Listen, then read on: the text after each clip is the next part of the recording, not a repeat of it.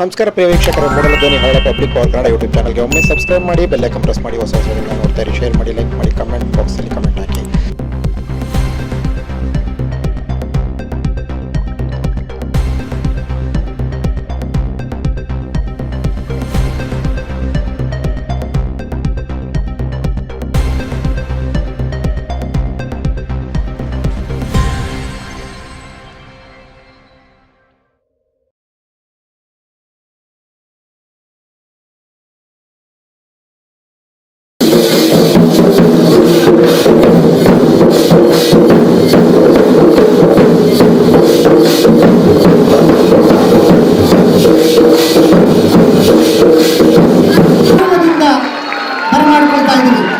ಬಂಧುಗಳೇ, ಸರ್ವರ ಒಳಿತಿಗಾಗಿ ಸಮಾನತೆಯ ಸರ್ಕಾರವನ್ನು ಮುನ್ನಡೆಸ್ತಾ ಇರುವಂತಹ ಕರ್ನಾಟಕದ ಜನರ ನಾಡಿ ಮಿಡಿತವನ್ನು ಬಲ್ಲಂತಹ ಸನ್ಮಾನ್ಯ ಮುಖ್ಯಮಂತ್ರಿಗಳಾದ ಶ್ರೀ ಸಿದ್ದರಾಮಯ್ಯನವರು ನಮ್ಮ ಕಾರ್ಯಕ್ರಮಕ್ಕೆ ಆಗಮಿಸಿದ್ದಾರೆ. ನಿಮ್ಮೆಲ್ಲರ ಚಪ್ಪಾಳೆಗಳ ಮುಖೇನ ಸ್ವಾಗತಿಸಿ ಬಂಧುಗಳೇ, ಸನ್ಮಾನ್ಯ ಮುಖ್ಯಮಂತ್ರಿಗಳಾದ ಶ್ರೀ ಸಿದ್ದರಾಮಯ್ಯನವರು. ಮುಂಭಾಗದಲ್ಲಿ ಬರಬೇಕು. ದಯಮಾಡಿ ನಮ್ಮ ಹಿರಿಯ ಅಧಿಕಾರಿಗಳು ಯಾರಿದ್ದೀರಿ, ವೇದಿಕೆ ಗಣ್ಯರು ಇದ್ದಂಥ ಸಂದರ್ಭದಲ್ಲಿ ಬ್ಯಾಕ್ ಡ್ರಾಪ್ಗೆ ತೊಂದರೆ ಆಗ್ತಾ ಇದೆ. ನಾಡ ಜನರ ಒಡಲಲ್ಲಿ ಸಂವಿಧಾನದ ಆಶಯಗಳನ್ನು ಪೀಠಿಕೆ ಮೂಲಕ ಕಲ್ಪಿಸ್ತಾ ಇರ್ತಕ್ಕಂಥ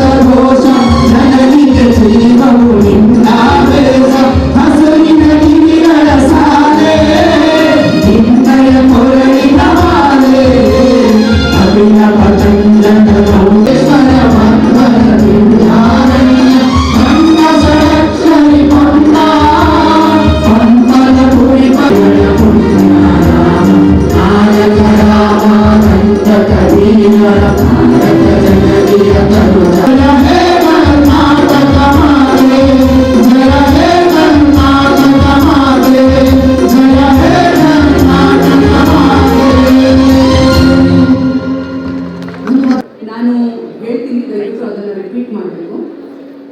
ಪ್ರಾರಂಭ ಮಾಡೋಣ. ಭಾರತದ ಪ್ರಜೆಗಳಾದ ನಾವು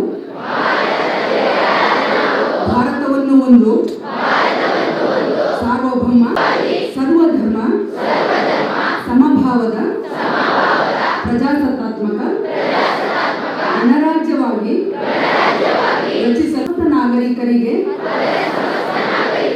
ಸಾಮಾಜಿಕ, ಆರ್ಥಿಕ ಮತ್ತು ರಾಜಕೀಯ ನ್ಯಾಯ, ವಿಶ್ವಾಸ, ಧರ್ಮಶ್ರದ್ಧೆ ಮತ್ತು ಉಪಾಸನಾ ಸ್ವಾತಂತ್ರ್ಯ, ಸ್ಥಾನಮಾನ ಹಾಗೂ ಮಾಡಲು ಮತ್ತು ವ್ಯಕ್ತಿ ಗೌರವವನ್ನು, ರಾಷ್ಟ್ರದ ಏಕತೆಯನ್ನು ಹಾಗೂ ಅಖಂಡತೆಯನ್ನು ಸುನಿಶ್ಚಿತಗೊಳಿಸಲು ಅವರಲ್ಲಿ ಸಂಕಲ್ಪ ಮಾಡಿದವರಾಗಿ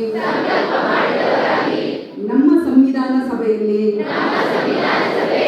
1949ನೇ ಇಸವಿ 26ನೇ ತಾರೀಕಾದ ಈ ದಿವಸ ಈ ಮೂಲಕ ಈ ಸಂವಿಧಾನವನ್ನು ಅಂಗೀಕರಿಸಿ ಅಧಿನಿಯಮಿಸಿ ಅರ್ಪಿಸಿಕೊಂಡಿದ್ದೇವೆ. ನಮಸ್ಕಾರ. ಸಹೃದಯರನ್ನ ಸ್ವಾಗತಿಸಲಿದ್ದಾರೆ ಡಾಕ್ಟರ್ ರಾಕೇಶ್ ಕುಮಾರ್, ಆಯುಕ್ತರು, ಸಮಾಜ ಕಲ್ಯಾಣ ಇಲಾಖೆ. ಸ್ವಾಗತಿಸಿ ಬಂಧುಗಳೇ, ಡಾಕ್ಟರ್ ರಾಕೇಶ್ ಕುಮಾರ್. ಮುಖ್ಯಮಂತ್ರಿಯವರನ್ನ ಈ ಕಾರ್ಯಕ್ರಮಕ್ಕೆ ಸ್ವಾಗತ ಕೋರಬೇಕು ಅಂತ ಕೇಳ್ಕೊಳ್ತೇನೆ.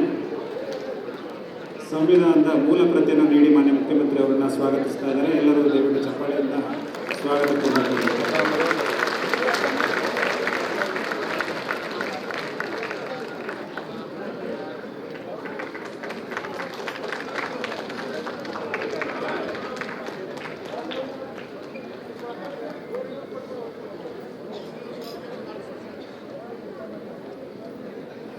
ತಮ್ಮೆಲ್ಲರ ಪರವಾಗಿ ಹೃತ್ಪೂರ್ವಕವಾದ ಸ್ವಾಗತವನ್ನು ಬಯಸ್ತಾ ಇದ್ದೇನೆ.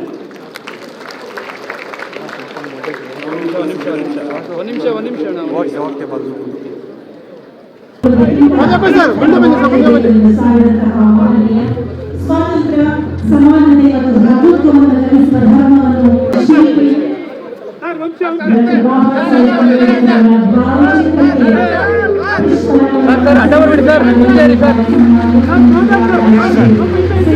ತೆಗೀರಿ ಸರ್.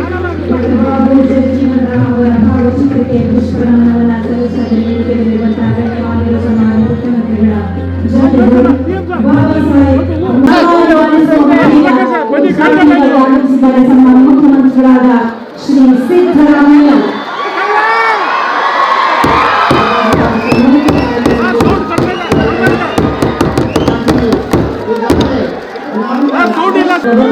ತುಂಬ ಪ್ರೀತಿಯ ಶುಭ ಸ್ವಾಗತ.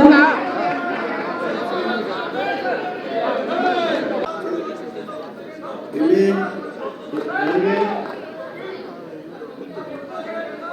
ಗಲಾಟೆ ಮಾಡದೇನೆ ಒಂದಷ್ಟು ಮಂತ್ರಿಗಳು ಸದಾಕಾಲ ಬಾಲ್ಯದಿಂದ ಇಲ್ಲಿಯ ತನಕ ಮತ್ತು ಇರುವ ತನಕ ನಮ್ಮ ನಾಡಿನ ಮುಖ್ಯಮಂತ್ರಿಗಳಾದಂಥ ಸನ್ಮಾನ್ಯ ಸಿದ್ದರಾಮಯ್ಯನವರು ಈ ಒಂದು ಕಾರ್ಯಕ್ರಮವನ್ನು ಸಂತೋಷದಿಂದ ಉದ್ಘಾಟನೆ ಮಾಡಿದ್ದಾರೆ. ಬಲವಾದಂಥ ಹಕ್ಕುಗಳು, ಸಂವಿಧಾನಬದ್ಧ ಸಂಗತಿಗಳಿಗೆ ಧ್ವನಿಗೂಡಿಸ್ತಾ ಪ್ರತಿಪಾದನೆ ಮಾಡ್ತಾ ಇಡುವಂತ ಪ್ರಯತ್ನಗಳಿಗೆ ಪ್ರೇರಣಾ ಶಕ್ತಿಯಾಗಿ ನಮ್ಮ ಜೊತೆಯಲ್ಲಿ ಇರ್ತಕ್ಕಂಥ ಹಿರಿಯರಾದಂಥ ಮಂತ್ರಿಗಳಾದಂಥ ಆತ್ಮೀಯ ಗೆಳೆಯರು, ಉನ್ನತ ಶಿಕ್ಷಣ ಸಚಿವರಾದಂಥ ಡಾಕ್ಟರ್ ಪ್ರಭಾಕರ್ ಅವರು, ಸುಧಾಕರ್ ಅವರೇ ಹೇಳ್ತಿದ್ದೀನಿ.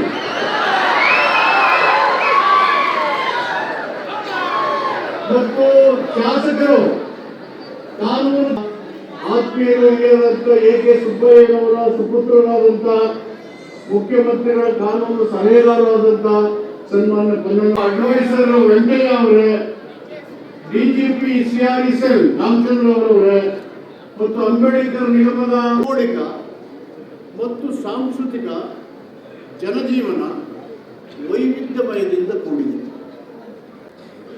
ಹೊಂದಿರತಕ್ಕಂಥ ಭಾರತ ದೇಶ ಬಹುತ್ವದ ಭಾರತ. ಪ್ರಪಂಚದ ಇತಿಹಾಸದಲ್ಲಿ ನಾವು ಅದನ್ನು ಸಂಬೋಧನೆ ಮಾಡಿರ್ತಕ್ಕಂಥದ್ದು ನಾವೆಲ್ಲರೂ ಸೋದರರು ಅನ್ನುವ ಸಂದೇಶ. ಮೂಲ ತತ್ವ ಮತ್ತು ಸಿದ್ಧಾಂತಕ್ಕೆ ವಿರುದ್ಧವಾಗಿ ಸಮೃದ್ಧ ಭಾರತದ ಕನಸಿಗೆ ಭಗ್ನವನ್ನು ಉಂಟು ಮಾಡುತ್ತೆ.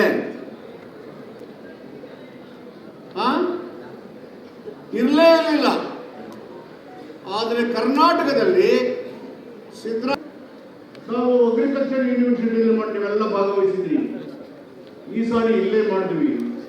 ಪ್ರಜಾಪ್ರಭುತ್ವ ಜಾಥಾ ಮಾಡಿದ್ವಿ. ಕೆಲವು ವಿಷಯಗಳನ್ನು ಕ್ಯಾಬಿನೆಟ್ ಅಲ್ಲಿ ತೀರ್ಮಾನ ಮಾಡಿದ್ದೇವೆ.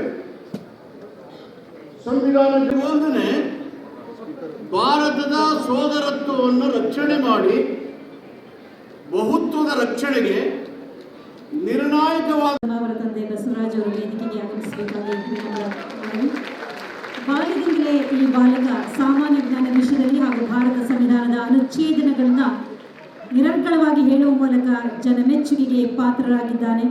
ಬೆಳೆಯುವ ಪೈರು ಮೊಳಕೆಯಲ್ಲಿ ಎಂಬ ನಾಣ್ಣುಡಿಗೆ ಸಾಕ್ಷಿಯಾಗಿದ್ದಾನೆ ಕುಮಾರ ತೇಜಸ್ ಚಕ್ರವರ್ತಿ. ಈ ಪುಟ್ಟ ಬಾಲಕ parliament new Delhi and NCERT new Delhi ಇವರ ವತಿಯಿಂದ ದೆಹಲಿಯ ಪಾರ್ಲಿಮೆಂಟ್ ಭವನದಲ್ಲಿ ದಿನಾಂಕ 3/12/2022 ಹಮ್ಮಿಕೊಳ್ಳಲಾಗಿದ್ದ ಭಾರತದ ಪ್ರಥಮ ರಾಷ್ಟ್ರಪತಿಗಳಾದ ಡಾಕ್ಟರ್ ರಾಜೇಂದ್ರ ಪ್ರಸಾದ್ ಅವರ ಜನ್ಮದಿನದ ಕಾರ್ಯಕ್ರಮದಲ್ಲಿ ದೇಶದ ಯುವ ಪ್ರತಿಭೆಗಳನ್ನು ಗುರುತಿಸಿ ಅವರ ಪ್ರಾತಿನಿಧ್ಯತೆಯನ್ನು ಪ್ರೋತ್ಸಾಹಿಸುವ ಸಲುವಾಗಿ ವಿವಿಧ ಕ್ಷೇತ್ರಗಳಲ್ಲಿ ಸಾಧನೆ ಮಾಡಿದ ವಿದ್ಯಾರ್ಥಿಗಳನ್ನು ಆಹ್ವಾನಿಸಿದರು. ಆ ಕಾರ್ಯಕ್ರಮದಲ್ಲಿ ಭಾಗವಹಿಸುವ ಅವಕಾಶವನ್ನು ಪಡೆದಿದ್ದಾನೆ ತೇಜಸ್ ಚಕ್ರವರ್ತಿ. ಅದೇ ಕಾರ್ಯಕ್ರಮದಲ್ಲಿ ಕರ್ನಾಟಕದಿಂದ ಆಯ್ಕೆಯಾಗಿ ಸಂಸತ್ ಬಿಂದು ಜಯಂತ್ ಫಸ್ಟ್ ಪ್ಲೇಸ್ ಅಲ್ಲಿದ್ದಾರೆ. ಇವರು ಮೊದಲ ಬಹುಮಾನ, ಪ್ರಥಮ ಬಹುಮಾನ 50,000 ರೂಪಾಯಿಗಳ ಬಹುಮಾನಕ್ಕೆ ಅರ್ಹರಾಗಿದ್ದಾರೆ. ಉತ್ತರ ಕನ್ನಡ ಜಿಲ್ಲೆಯ ಪ್ರಥಮ PUCಯಲ್ಲಿ ವ್ಯಾಸಂಗ ಮಾಡ್ತಾ ಇರುವಂತಹ ಬಿಂದು ಜೈವಂತ್. ಉತ್ತರ ಕನ್ನಡ ಜಿಲ್ಲೆಯವರು ಮೊದಲನೇ PUC ಓದ್ತಾ ಇದ್ದಾರೆ. ಇವರು ಮೊದಲನೇ ವರ್ಷದ PUC ವ್ಯಾಸಂಗ ಮಾಡ್ತಾ ಇರ್ತಕ್ಕಂಥ ಪ್ರಥಮ PUCಯಲ್ಲಿ ವ್ಯಾಸಂಗವನ್ನು ಮಾಡ್ತಾ ಇದ್ದಾರೆ ಬಿಂದು ಜೈವಂತ್. ತರಗತಿಯಲ್ಲಿ ವ್ಯಾಸಂಗ ಮಾಡ್ತಾ ಇದ್ದಾರೆ. 30,000 ರೂಪಾಯಿಗಳ ಬಹುಮಾನವನ್ನು ಪಡಿತಾ ಇದ್ದಾರೆ. ಎಲ್ಲ ಬಹುಮಾನದ ಪ್ರಾಯೋಜಕತ್ವವನ್ನು ವಹಿಸಿದೆ ನಮ್ಮ ಹೆಮ್ಮೆಯ ಆರ್ ಶೆಟ್ಟಿಗಾರ್ ವಿದ್ಯಾರ್ಥಿ. 20,000 ರೂಪಾಯಿಗಳ ಬಹುಮಾನವನ್ನು ಪಡಿತಾ ಇದ್ದಾರೆ. ಇಡೀ ರಾಜ್ಯದಲ್ಲಿ ಏರ್ಪಡಿಸಿದಂತಹ ಈ ಸ್ಪರ್ಧೆಗಳಲ್ಲಿ ಶಾಲಾ ಮಟ್ಟದಲ್ಲಿ, ತಾಲೂಕು ಮಟ್ಟದಲ್ಲಿ, ಜಿಲ್ಲಾ ಮಟ್ಟದಲ್ಲಿ, ರಾಜ್ಯ ಮಟ್ಟದಲ್ಲಿ ಬಹುಮಾನ ಒಟ್ಟು 85 ಲಕ್ಷ ರೂಪಾಯಿಗಳ ಮೊತ್ತದ ಬಹುಮಾನವನ್ನು ಪ್ರಾಯೋಜಕತ್ವವನ್ನು ನೀಡಿದೆ ಲೀಡ್ಕರ್ ಸಂಸ್ಥೆ. ಹಾಸನದಿಂದ ಮೊರಾರ್ಜಿ ವಸತಿ ಶಾಲೆ ಮೊಸಳೆ ಹೊಸಳ್ಳಿ. ಪ್ರಥಮ ಬಹುಮಾನವನ್ನು ಪಡೆದಿದ್ದಾರೆ ಅಮೃತ ಮೊರಾರ್ಜಿ ದೇಸಾಯಿ ಮೊಸಳೆ ಹೊಸಳ್ಳಿ, ಹಾಸನ ಜಿಲ್ಲೆ. 9ನೇ ತರಗತಿಯಲ್ಲಿ ವ್ಯಾಸಂಗ ಮಾಡ್ತಾ ಇದ್ದಾರೆ. 1 ಲಕ್ಷ ರೂಪಾಯಿಗಳ ಬಹುಮಾನವನ್ನು ಪಡಿತಾ ಇದ್ದಾರೆ ಅಮೃತ. ಮುಂದಿನ ಬಹುಮಾನ 50,000 ರೂಪಾಯಿಗಳನ್ನು ಪಡೆದಿರ್ತಕ್ಕಂಥ ಸಾನಾ ಎಸ್ ಹುಸೇನ್. ಸಾನಾ ಎಸ್ ಹುಸೇನ್. ತೃತೀಯ ಬಹುಮಾನಕ್ಕೆ ಪಾತ್ರರಾಗಿದ್ದಾರೆ ಚೈತ್ರ ಶಿವಬಸಪ್ಪ ಹಿರೇಮಠ್, ಉತ್ತರ ಕನ್ನಡ ಜಿಲ್ಲೆ, IGRS ಸೀತಾಪುರ ತಾಲೂಕು. 10ನೇ ತರಗತಿಯಲ್ಲಿ ವ್ಯಾಸಂಗವನ್ನು ಮಾಡ್ತಾ ಇದ್ದಾರೆ. 25,000 ರೂಪಾಯಿಗಳ ಬಹುಮಾನವನ್ನು ಪಡಿತಾ ಇದ್ದಾರೆ ಚೈತ್ರ ಶಿವಬಸಪ್ಪ ಹಿರೇಮಠ್.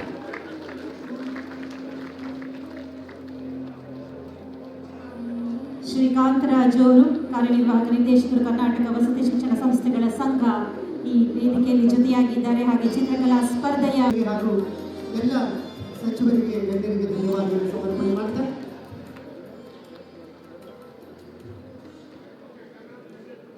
ಧನ್ಯವಾದಗಳು. ಎಲ್ಲ ಮಕ್ಕಳಿಗೆ ಅವರ ಸಾಧನೆಗೆ ಅವರ ಇಂಗ್ಲೆಂಡ್ ಕಾನ್ಸ್ಟಿಟ್ಯೂಷನ್ ಅನ್ರಿಟನ್ ಕಾನ್ಸ್ಟಿಟ್ಯೂಷನ್, ನಮ್ದು ರಿಟರ್ನ್ ಕಾನ್ಸ್ಟಿಟ್ಯೂಷನ್.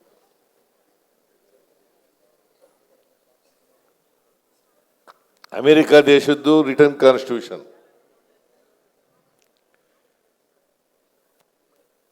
ಆದರೆ ನಮ್ಮ ದೇಶದಲ್ಲಿರೋ ಅಷ್ಟು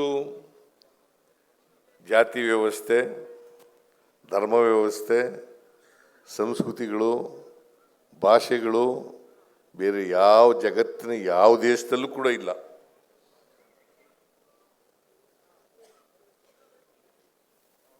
ಯಾವ ದೇಶದಲ್ಲೂ ಕೂಡ ಇಲ್ಲ.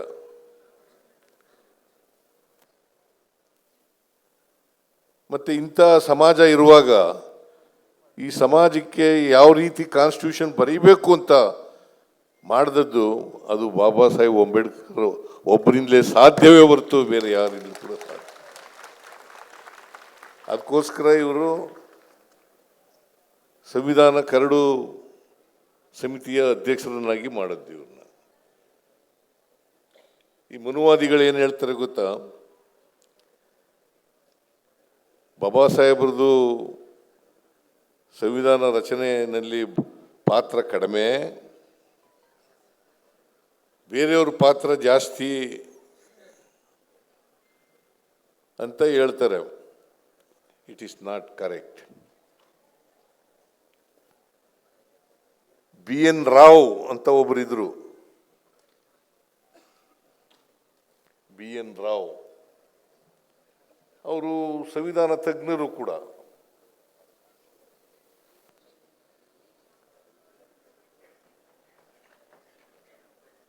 ಅವರು ಪಾತ್ರ ಜಾಸ್ತಿ ಅಂತ ಹೇಳಿ ಮನುವಾದಿಗಳು ಹೇಳೋದು. ಬಾಬಾ ಸಾಹೇಬ್ ಅಂಬೇಡ್ಕರ್ ಸಂವಿಧಾನದ ಶಿಲ್ಪಿ ಅಂತ ಕರೆಯೋದೇ ಇಲ್ಲ ಅವರು. ಇದನ್ನು ನೀವು ತಿಳ್ಕೋಬೇಕು. ಸಂವಿಧಾನದ ಶಿಲ್ಪಿ ಯಾರಪ್ಪ ಅಂತಂದ್ರೆ ಡಾಕ್ಟರ್ ಬಾಬಾ ಸಾಹೇಬ್ ಅಂಬೇಡ್ಕರ್.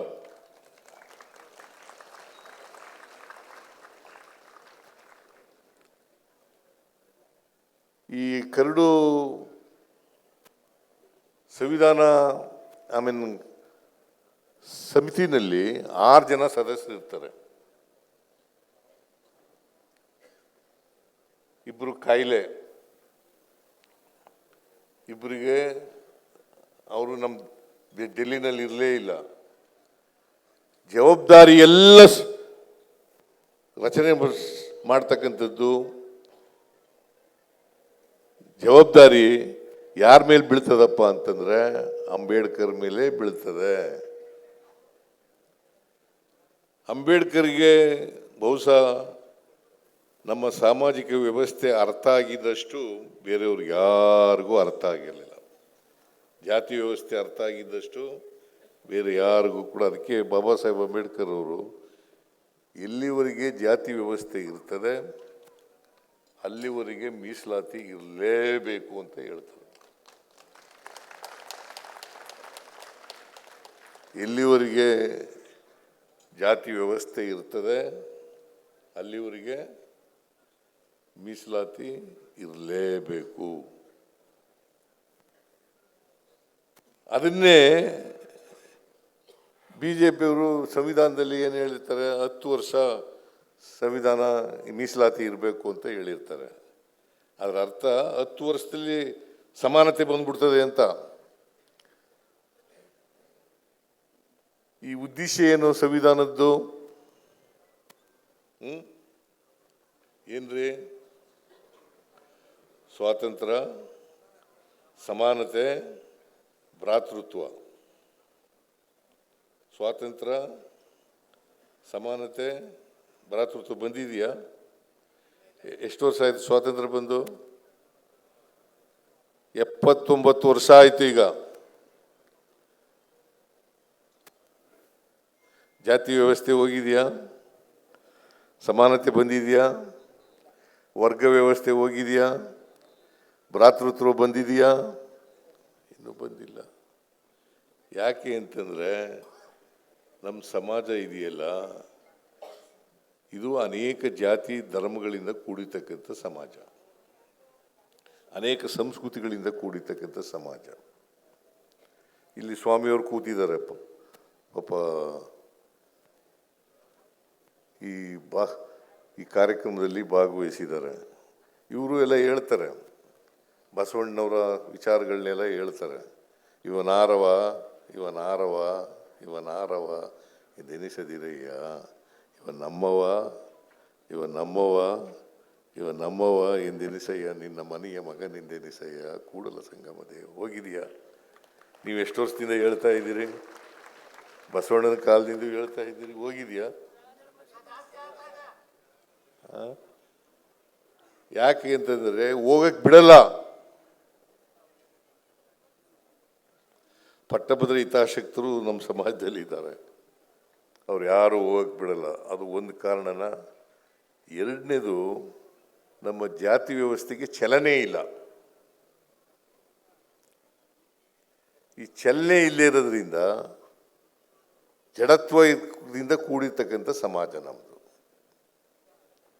ಚಲನೆ ಯಾವಾಗ ಬರ್ತದಪ್ಪ ಅಂತಂದರೆ ಆರ್ಥಿಕ ಸಾಮಾಜಿಕ ಶಕ್ತಿ ಬಂದಾಗ ಮಾತ್ರ ಸಾಧ್ಯ ಆಗ್ತದೆ. ಯಾರಿಗೆ ಬರಬೇಕು? ತಳ ಸಮುದಾಯದವರಿಗೆ, ಬಡವರಿಗೆ, ಕೆಳಜಾತಿ ಅಂತ ಶೂದ್ರ ವರ್ಗದ ಜನ ಇದ್ದಾರಲ್ಲ, ಅವ್ರಿಗೆಲ್ಲರಿಗೂ ಶಕ್ತಿ ಬರಬೇಕು. ಆ ಶಕ್ತಿ ಬರದೇ ಹೋದರೆ, ಆರ್ಥಿಕ ಸಾಮಾಜಿಕ ಶಕ್ತಿ ಬರದೇ ಹೋದರೆ ಚಲನೆ ಆಗಲ್ಲ. ಆಗ್ತದ? ಜಾತಿ ವ್ಯವಸ್ಥೆಗೆ ಚಲನೆ ಸಿಗ್ಬೇಕಾದ್ರೆ ಅದಕ್ಕೆ ಜಾತಿ ಹೋಯ್ತಾ ಇಲ್ಲ. 79 ವರ್ಷ ಆದರೂ ಕೂಡ ಸಂವಿಧಾನ ಜಾರಿಗೆ ಬಂದು ಎಷ್ಟಾಯ್ತು? 75 ವರ್ಷ ಆಯಿತು. 75 ವರ್ಷಗಳಾದರೂ ಕೂಡ ಜಾತಿ ಹೋಗಿಲ್ಲ ಅಂತಂದರೆ ಆರ್ಥಿಕವಾಗಿ ಸಾಮಾಜಿಕವಾಗಿ ಶಕ್ತಿ ಬಂದಿಲ್ಲ. ಅದಕ್ಕೆ ಬಾಬಾ ಸಾಹೇಬ್ ಅಂಬೇಡ್ಕರ್ ಅವರು ನಮಗೆ ಸಂವಿಧಾನ ಅಂಗೀಕಾರ ಆಗೋದಕ್ಕಿಂತ ಒಂದಿನ ಮುಂಚಿತವಾಗಿ ಅಂತಿಮವಾಗಿ ಭಾಷಣ ಮಾಡಿದ್ದಾರೆ. ಎಲ್ರಿ? ಪಾರ್ಲಿಮೆಂಟ್ ಅಲ್ಲ, ಸಂವಿಧಾನ ರಚನಾ ಸಭೆಯಲ್ಲಿ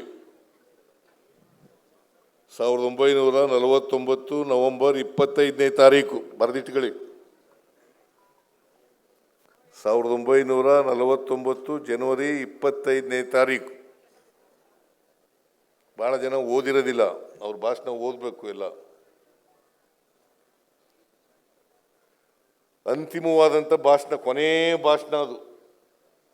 ಸಂವಿಧಾನ 26ನೇ ತಾರೀಕು ಅಂಗೀಕಾರ ಆಗುತ್ತೆ, 25ನೇ ತಾರೀಕು ಭಾಷಣ ಮಾಡೋರು. ಅವತ್ತೇ ಎಚ್ಚರಿಕೆ ಕೊಟ್ಟಿದ್ದಾರೆ ನಮಗೆ, ಈ ದೇಶಕ್ಕೆ. ನಮಗೆ ರಾಜಕೀಯ ಸ್ವಾತಂತ್ರ್ಯ ಸಿಕ್ಕಿದೆ. ರಾಜಕೀಯ ಸ್ವಾತಂತ್ರ್ಯ ಸಿಕ್ಕಿದೆ, ಆದರೆ ಆರ್ಥಿಕ ಸಾಮಾಜಿಕ ಸ್ವಾತಂತ್ರ್ಯ ಸಿಕ್ಕಿಲ್ಲ. ಒಬ್ಬ ವ್ಯಕ್ತಿ ಒಂದು ಮತ ಒಂದು ಬೆಲೆ ಅದಕ್ಕೆ ಅಲ್ವಾ?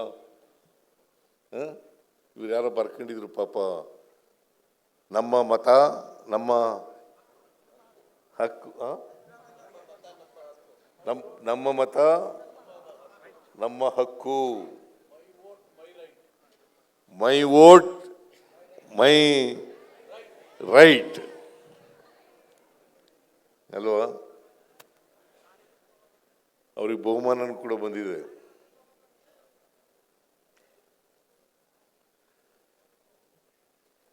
ಈ ಚಲನೆ ಸಿಕ್ಬೇಕಾದ್ರೆ ಅದಕ್ಕೆ ಬಾಬಾ ಸಾಹೇಬ್ ಅಂಬೇಡ್ಕರ್ ಅವರು ಸಂವಿಧಾನ ರಚನಾ ಸಭೆಯಲ್ಲಿ ಭಾಷಣ ಮಾಡ್ತಾ ಹೇಳ್ತಾರೆ, ನಮಗೆ ಸ್ವಾತಂತ್ರ್ಯ ಬಂದಿದೆ, ಈ ಸ್ವಾತಂತ್ರ್ಯ ಯಶಸ್ವಿ ಆಗಬೇಕಾದ್ರೆ ಆರ್ಥಿಕ ಸಾಮಾಜಿಕ ಶಕ್ತಿ ಬಂದಾಗ ಮಾತ್ರ ಸಾಧ್ಯ.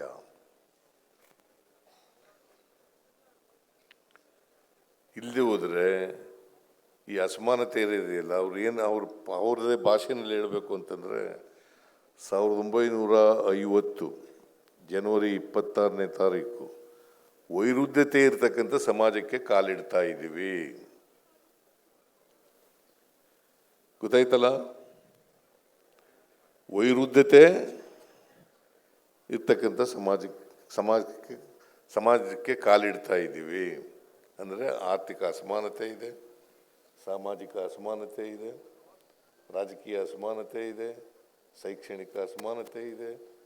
ಇಂಥ ಸಮಾಜಕ್ಕೆ ಕಾಲಿಡ್ತಾ ಇದ್ದೀವಿ.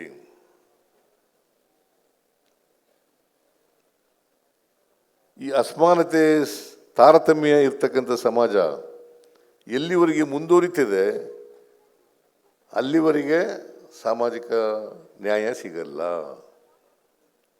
ಸಮಾನತೆ ಬರಲ್ಲ, ಭ್ರಾತೃತ್ವ ಬರಲ್ಲ.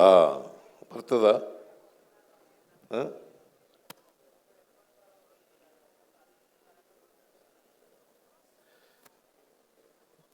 ಎಲ್ಲಿವರೆಗೆ ಅಸಮಾನತೆಯನ್ನು ತೊಲಗಿಸಲ್ಲ, ಅಸಮಾನತೆಯಿಂದ ನರಳತಕ್ಕಂಥ ಜನ ಇದ್ದಾರಲ್ಲ, ಆ ಜನರೇ ಸ್ವಾತಂತ್ರ್ಯದ ಸೌಧವನ್ನು ಧ್ವಂಸ ಮಾಡ್ತಾರೆ ಅಂತ ಹೇಳ್ತಾರೆ. ಗೊತ್ತಾಯ್ತಾ ಮಕ್ಕಳೇ?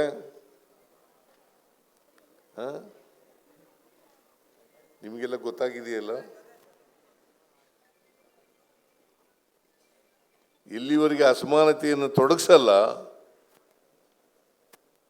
ಅಸಮಾನತೆಯಿಂದ ಕೂಡಿರ್ತಕ್ಕಂಥ ಸಮಾಜ ಇರ್ತದೆ, ಆ ಸಮಾಜದಲ್ಲಿ ಸಮಾನತೆ ಬರಲಿಕ್ಕೆ ಸಾಧ್ಯ ಇಲ್ಲ. ಅದಕ್ಕೋಸ್ಕರ ಸಮಾನತೆಯನ್ನು ತರಲೇಬೇಕು. ನಮ್ಮ ಸಂವಿಧಾನ ಏನು ಹೇಳ್ತದೆ? ಸ್ವಾತಂತ್ರ್ಯ, ಸಮಾನತೆ, ಭ್ರಾತೃತ್ವ ಇರಬೇಕಲ್ಲ. ನಾವೆಲ್ಲ ಮನುಷ್ಯರಲ್ವಾ? ಯಾವುದಾದ್ರು ಧರ್ಮ ನಮ್ಮ ದೇಶದಲ್ಲಿ ಬೇರೆಯವ್ರನ್ನ ದ್ವೇಷ ಮಾಡಿ ಅಂತ ಹೇಳ್ತದ? ಯಾವುದಾದ್ರು ಧರ್ಮ? ಏನ್ರಿ ಸ್ವಾಮೀಜಿ?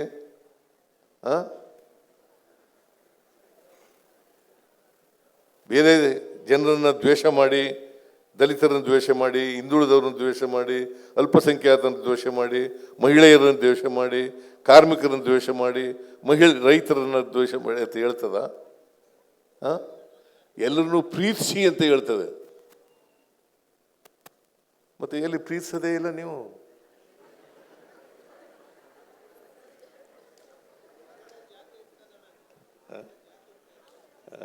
ಅದಕ್ಕೆ ಇವನಾರವ ಅಂತ ಅನ್ನೋದು ವಚನ ಹೇಳೋದು, ಇವ ನಮ್ಮವ ಅಂತ ಹೇಳೋದು, ಆಮೇಲೆ ನೀ ಯಾವ ಜಾತಿಯವನು ಅಂತ ಕೇಳೋದು.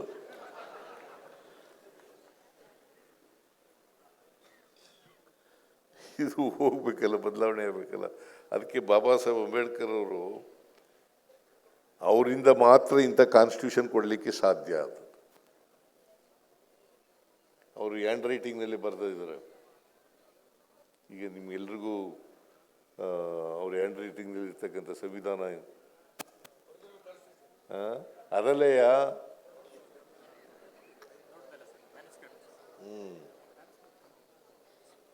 ಇದಲ್ಲ ಒರಿಜಿನಲ್ ಕಾನ್ಸ್ಟಿಟ್ಯೂಷನ್ ಹ್ಯಾಂಡ್ ರೈಟಿಂಗ್ ನಲ್ಲಿ ಬರೆದವೆ.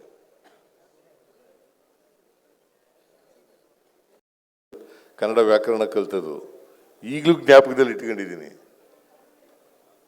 ಹೈಸ್ಕೂಲ್ವರೆಗೆ ಮಾತ್ರ ಮೇಷ್ಟ್ರುಗಳೆಲ್ಲ ಜ್ಞಾಪಕ ಇರೋದು, ಆಮೇಲೆ ಮರ್ತು ಹೋಗ್ಬಿಡ್ತದೆ ಎಲ್ಲ. ಸೊ ಎನಿವೇ, ಸಂವಿಧಾನ ಇದೆಯಲ್ಲ, ಅಸಮಾನತೆ ನೋಡಪ್ಪ, ಅಸಮಾನತೆ ಹೋಗ್ಬೇಕಲ್ಲ. ಸಂವಿಧಾನ ಯಾವಾಗ ಜಾರಿ ಬರ್ತದೆ ಅಂತಂದರೆ ಅಸಮಾನತೆ ಹೋದಾಗ.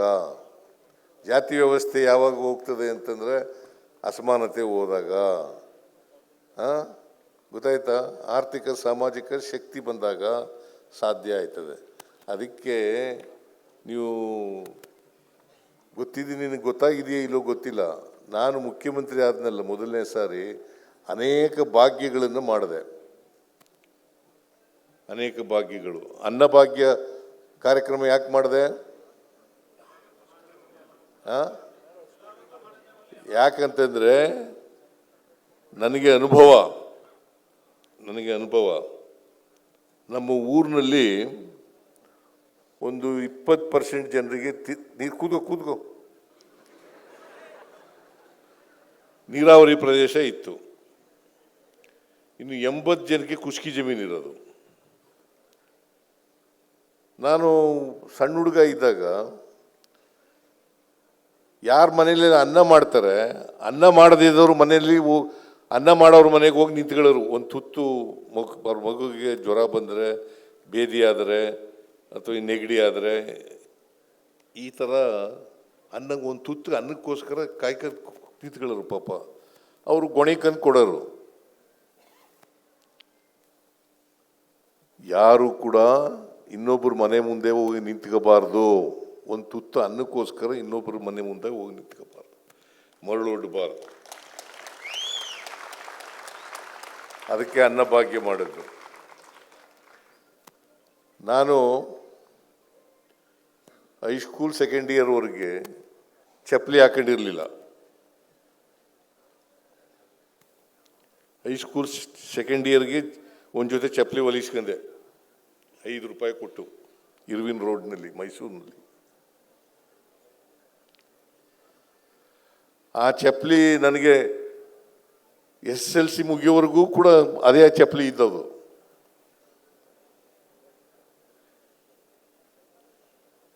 ಅದಕ್ಕೋಸ್ಕರ ಶೂ ಭಾಗ್ಯ ಮಾಡೋದು ಕಾರ್ಯಕ್ರಮ ಜಾರಿಗೆ ತಗೊಬಂದು.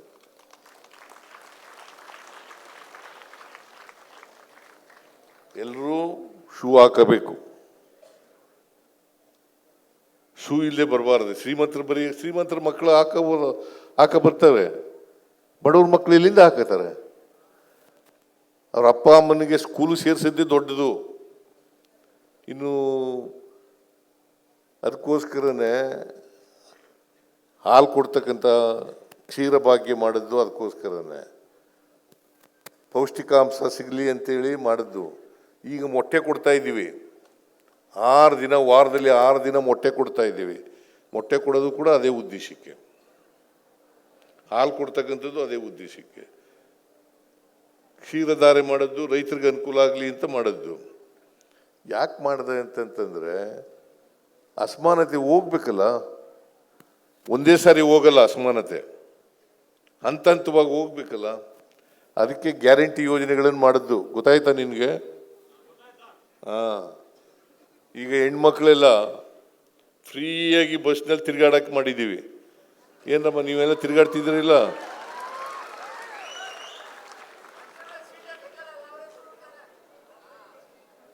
ಹೆಣ್ಮಕ್ಳೆಲ್ಲ ಫ್ರೀಯಾಗಿ ತಿರುಗಾಡೋದು. ಸುಮಾರು 600 ಕೋಟಿ ಮಹಿಳೆಯರು ಫ್ರೀಯಾಗಿ ತಿರುಗಾಡಿದ್ದಾರೆ.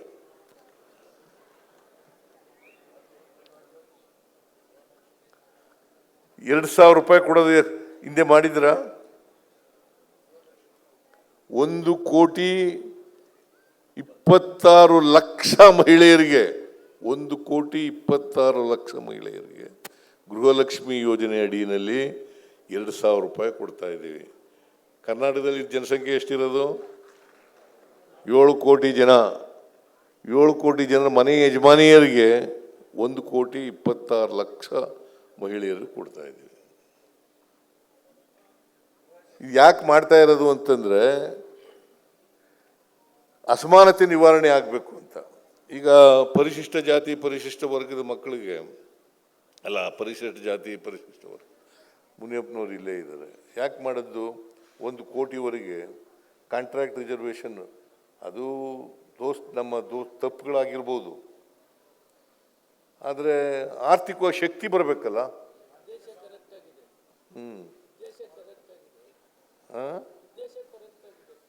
ಉದ್ದೇಶ ನೀವು ಮಿನಿಸ್ಟ್ರು, ನೀವು ಸರಿ ಮಾಡಬೇಕು. ಅವ್ರಿಗೆ ತೋರಿಸಿದ್ರೆ ಹೆಂಗೆ? ನೀವೇ ಅದು ಬೇರೆ. ಮಂತ್ರಿಮಂಡಲ ಅಂತಂದ್ರೆ ಜಾಯಿಂಟ್ ರೆಸ್ಪಾನ್ಸಿಬಿಲಿಟಿ, ಗೊತ್ತಾಯ್ತಾ? ನಾವು ಇನ್ನೊಬ್ರು ನಾವು ತೋರಿಸೋದು, ಇನ್ನೊಬ್ರು ತೋರಿಸೋದು, ಆಮೇಲೆ ಹಿಂಗೆ ಯಾರು ಮಾಡೋಂಗಿಲ್ಲ, ಹಂಗೆ ಬಿಟ್ಬಿಡೋದು. ಅಂಬೇಡ್ಕರ್ ಹಂಗೆ ಮಾಡಿದ್ರ?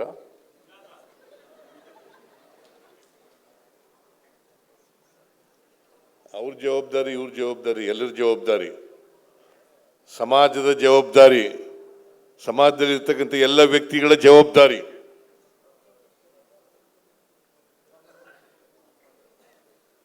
ಬರೀ ಸರ್ಕಾರದ ಜವಾಬ್ದಾರಿ ಅಲ್ಲ. ಈಗ ನಾವು ಕಾರ್ಯಕ್ರಮ ಮಾಡ್ತೀವಿ, ಅದು ಸರಿಯಾದ ರೀತಿಯಲ್ಲಿ ಇಂಪ್ಲಿಮೆಂಟ್ ಆಗಬೇಕಲ್ಲ. ಆ ಇಂಪ್ಲಿಮೆಂಟ್ ಆಗೋದನ್ನು ನೋಡ್ಕೊಳ್ಳೋರು ಯಾರು? ಮಂತ್ರಿಮಂಡಲ, MLAಗಳು ಮತ್ತು ಜನ, ಅಧಿಕಾರಿಗಳು.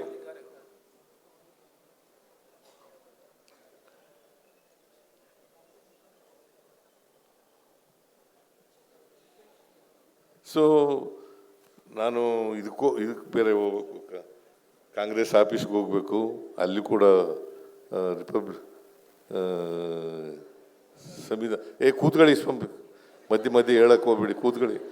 ಎಲ್ಲೆಲ್ಲ ಹೊರಟೋಗ್ಬಿಡ್ತದೆ ಚರ್ಚೆ. ಆಮೇಲೆ ನೀವು ಎಲ್ಲ ಕೂತ್ಕೊಳ್ಳಿ please sit down. No it is not a constituent assembly. Please sit down.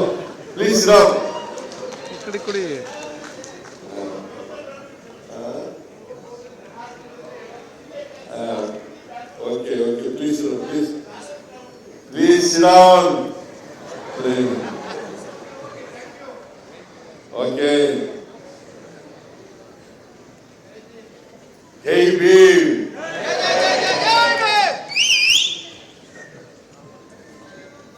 ಅದರಿಂದ ಈ ಅಸಮಾನತೆ ತೊಲಗಿಸ್ತಕ್ಕಂಥ ಕೆಲಸವನ್ನೇ ಎಲ್ಲರೂ ಮಾಡಬೇಕು. ಮತ್ತೆ ಪ್ರತಿಯೊಬ್ಬ ವ್ಯಕ್ತಿಯೂ ಕೂಡ ನಾವು ಮಾಡದಂತ ಕಾರ್ಯಕ್ರಮಗಳು ದುರುಪಯೋಗದಾಗದಂತೆ ನೋಡ್ಕೋಬೇಕು ಅಲ್ವಾ? ಗೃಹ ಜ್ಯೋತಿ ಮಾಡಿದ್ದೀವಿ, ಯಾಕಂತಂದ್ರೆ ಆ ದುಡ್ಡೆಲ್ಲ ಉಳ್ಕೋಬೇಕಲ್ಲ. ಅದಕ್ಕೆ ಇದನ್ನ ನಾವು ಅಸಮಾನತೆ ತೊಡಗಿಸ್ಬೇಕು ಅನ್ನತಕ್ಕಂಥ ಉದ್ದೇಶ. ಅಸಮಾನತೆ ತೊಡಗಿಸದೆ ಹೋದರೆ ನಮ್ಮ ದೇಶದಲ್ಲಿ ಬದಲಾವಣೆ ಆಗಲ್ಲ. ಶ್ರೀಮಂತರಾಗ್ತಲೇ ಇದ್ದಾರೆ, ಬಡವರಾಗ್ತಲೇ ಇದ್ದಾರೆ. ಮತ್ತೆ ಹೋಗ್ಲಾಡ್ಸೋರು ಯಾರು? ನಾವು ಪ್ರಯತ್ನ ಮಾಡ್ತೀವಿ, ಅದು ಜನರು ಕೂಡ ಅದಕ್ಕೆ ಸ್ಪಂದಿಸ್ತಕ್ಕಂಥ ರೀತಿಯಲ್ಲಿ ಇರಬೇಕು.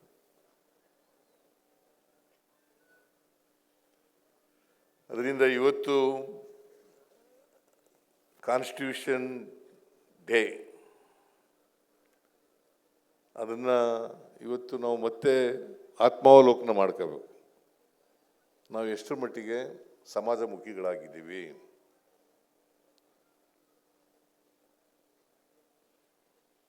ಸಂವಿಧಾನಕ್ಕೆ ಬದ್ಧರಾಗಿದ್ದೀವಿ, ಸಂವಿಧಾನದ ಆಶಯಗಳಿಗೆ ಬದ್ಧರಾಗಿದ್ದೀವಿ, ಸಂವಿಧಾನದ ಧ್ಯೇಯೋದ್ದೇಶಗಳಿಗೆ ಬದ್ಧರಾಗಿದ್ದೀವಿ. ಇದನ್ನು ತಿಳ್ಕೊಳ್ತಕ್ಕಂಥ ಪ್ರಯತ್ನವನ್ನು ಮಾಡಬೇಕು, ಆತ್ಮಾವಲೋಕನ ಮಾಡಬೇಕು. ಇಲ್ಲಿವರೆಗೆ ಬಂದಿದ್ದೀವಿ ನಾವು. ನಾನು ಸಮಾಜಮುಖಿಯಾಗಿದ್ದೀನಾ ಇಲ್ವಾ ಅಂತ ನೋಡ್ಕೋಬೇಕಾಗುತ್ತೆ.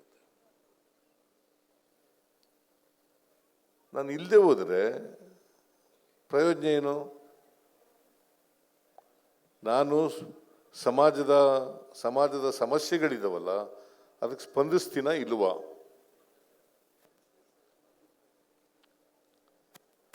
ಅದನ್ನು ಮಾಡ್ಕೊಂಡು ಮುಂದೆ ಹೋಗ್ತಕ್ಕಂಥ ಕೆಲಸ ಮಾಡಬೇಕು ಅಲ್ವಾ? ಅದಕ್ಕೆ ಬಾಬಾ ಸಾಹೇಬ್ ಅಂಬೇಡ್ಕರ್ ಅವರು ಕೊಟ್ಟಿರ್ತಕ್ಕಂಥ ಸಂವಿಧಾನ ಇದೆಯಲ್ಲ, ಸಂವಿಧಾನ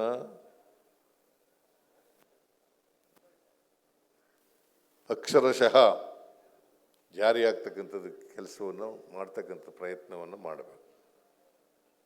ಅದನ್ನು ಮಾಡಿದ್ರೆ ಸಮಾಜ ನಿರ್ಮಾಣ ಆಗಲಿಕ್ಕೆ ಸಾಧ್ಯ ಆಗ್ತದೆ, ಸಮಾನ ಅವಕಾಶಗಳು ಸಿಗಲಿಕ್ಕೆ ಸಾಧ್ಯ ಆಗ್ತದೆ. ಅದಕ್ಕೆ ಬಾಬಾ ಸಾಹೇಬ್ ಅಂಬೇಡ್ಕರ್ ಅವರು ಎಲ್ರಿಗೂ ನ್ಯಾಯ, ಎಲ್ರಿಗೂ ಸಮಾನತೆ, ಎಲ್ರಿಗೂ ಸಮಾನ ಅವಕಾಶ, ಜಾತ್ಯತೀತ ಸಮಾಜ ನಿರ್ಮಾಣ ಆಗಬೇಕು ಅಂತ ಕನಸು ಕಂಡಿದ್ದರು. ಆ ಕನಸನ್ನು ನನಸು ಮಾಡ್ತಕ್ಕಂಥ ಪ್ರಯತ್ನವನ್ನು ನಾವು ನೀವೆಲ್ಲ ಮಾಡಲಿಕ್ಕೆ ಪ್ರಯತ್ನ ಮಾಡೋಣ ಅಂತಕ್ಕಂಥ ಮಾತುಗಳನ್ನು ಹೇಳಿ ನಾನು ಇನ್ನೊಂದು ಕಾರ್ಯಕ್ರಮಕ್ಕೆ ಹೋಗ್ಬೇಕಾಗಿರೋದ್ರಿಂದ ಭಾಳ ಉದ್ದನೇ ಭಾಷಣ ಮಾಡೋಕ್ಕೆ ಹೋಗಲ್ಲ.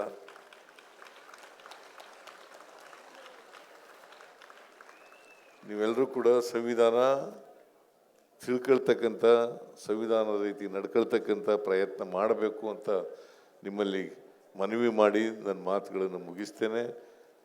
ಜೈ ಹಿಂದ್, ಜೈ ಕರ್ನಾಟಕ, ಜೈ ಭೀಮ್. ಕನ್ನಡ ವ್ಯಾಕರಣ ಕಲ್ತದ್ದು ಈಗಲೂ ಜ್ಞಾಪಕದಲ್ಲಿ ಇಟ್ಕೊಂಡಿದ್ದೀನಿ. ಹೈಸ್ಕೂಲ್ವರೆಗೆ ಮಾತ್ರ ಮೇಷ್ಟ್ರುಗಳೆಲ್ಲ ಜ್ಞಾಪಕ ಇರೋದು, ಆಮೇಲೆ ಮರ್ತೋಗ್ಬಿಡ್ತದೆ ಎಲ್ಲ. ಸೊ ಎನಿವೇ, ಸಂವಿಧಾನ ಇದೆಯಲ್ಲ, ಅಸಮಾನತೆ ನೋಡಪ್ಪ, ಅಸಮಾನತೆ ಹೋಗ್ಬೇಕಲ್ಲ.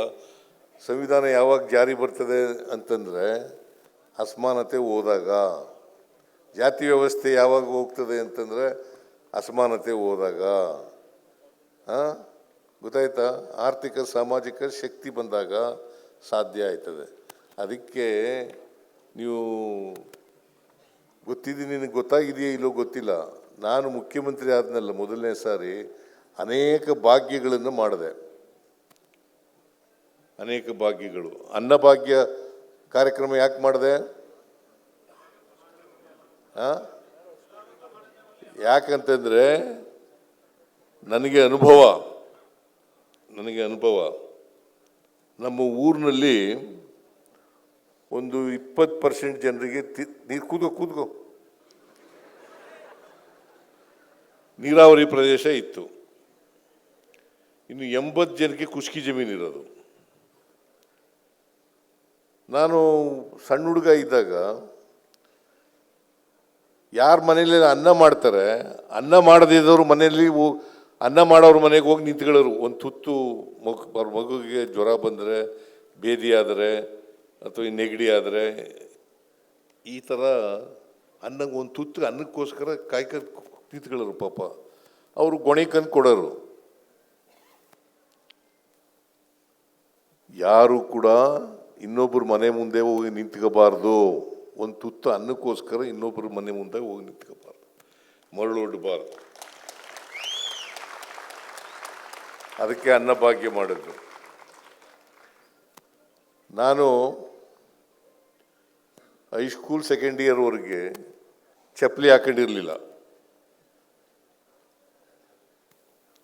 ಹೈಸ್ಕೂಲ್ ಸೆಕೆಂಡ್ ಇಯರ್ಗೆ ಒಂದು ಜೊತೆ ಚಪ್ಪಲಿ ಹೊಲಿಸ್ಕೊಂಡೆ, 5 ರೂಪಾಯಿ ಕೊಟ್ಟು, ಇರ್ವಿನ್ ರೋಡ್ನಲ್ಲಿ, ಮೈಸೂರಿನಲ್ಲಿ.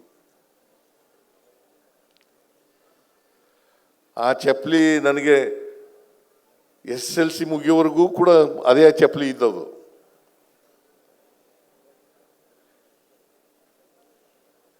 ಅದಕ್ಕೋಸ್ಕರ ಶೂ ಭಾಗ್ಯ ಮಾಡೋದು ಕಾರ್ಯಕ್ರಮ ಜಾರಿಗೆ ತಗೊಬಂದು.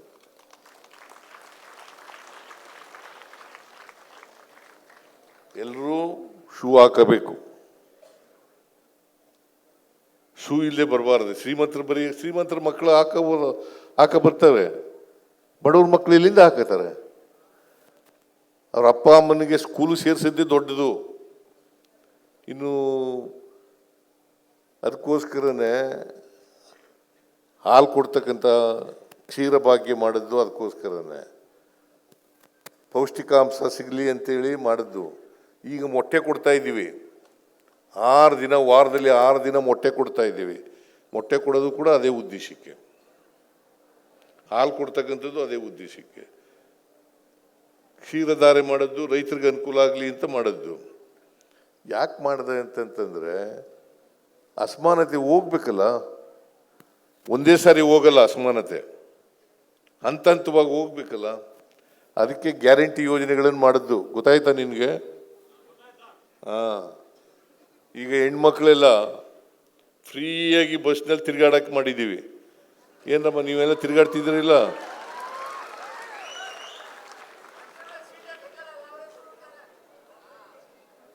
ಹೆಣ್ಮಕ್ಳೆಲ್ಲ ಫ್ರೀಯಾಗಿ ತಿರುಗಾಡೋದು.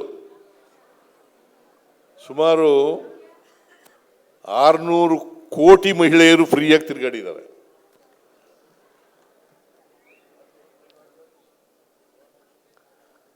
₹2,000 ಕೊಡೋದು ಹಿಂದೆ ಮಾಡಿದ್ರ? 1,26,00,000 ಮಹಿಳೆಯರಿಗೆ, 1,26,00,000 ಮಹಿಳೆಯರಿಗೆ ಗೃಹಲಕ್ಷ್ಮಿ ಯೋಜನೆ ಅಡಿಯಲ್ಲಿ ₹2,000 ಕೊಡ್ತಾ ಇದ್ದೀವಿ. ಕರ್ನಾಟಕದಲ್ಲಿ ಜನಸಂಖ್ಯೆ ಎಷ್ಟಿರೋದು? 7 ಕೋಟಿ ಜನ. 7 ಕೋಟಿ ಜನರ ಮನೆ ಯಜಮಾನಿಯರಿಗೆ 1,26,00,000 ಮಹಿಳೆಯರು ಕೊಡ್ತಾ ಇದ್ದೀವಿ. ಇದು ಯಾಕೆ ಮಾಡ್ತಾ ಇರೋದು ಅಂತಂದ್ರೆ ಅಸಮಾನತೆ ನಿವಾರಣೆ ಆಗಬೇಕು ಅಂತ. ಈಗ ಪರಿಶಿಷ್ಟ ಜಾತಿ ಪರಿಶಿಷ್ಟ ವರ್ಗದ ಮಕ್ಕಳಿಗೆ ಅಲ್ಲ, ಪರಿಶಿಷ್ಟ ಜಾತಿ ಪರಿಶಿಷ್ಟ ವರ್ಗ ಮುನಿಯಪ್ಪನವ್ರು ಇಲ್ಲೇ ಇದ್ದಾರೆ. ಯಾಕೆ ಮಾಡಿದ್ದು? 1 ಕೋಟಿವರೆಗೆ ಕಾಂಟ್ರಾಕ್ಟ್ ರಿಸರ್ವೇಷನ್, ಅದು ನಮ್ಮ ತಪ್ಪುಗಳಾಗಿರ್ಬೋದು, ಆದರೆ ಆರ್ಥಿಕವಾಗಿ ಶಕ್ತಿ ಬರಬೇಕಲ್ಲ.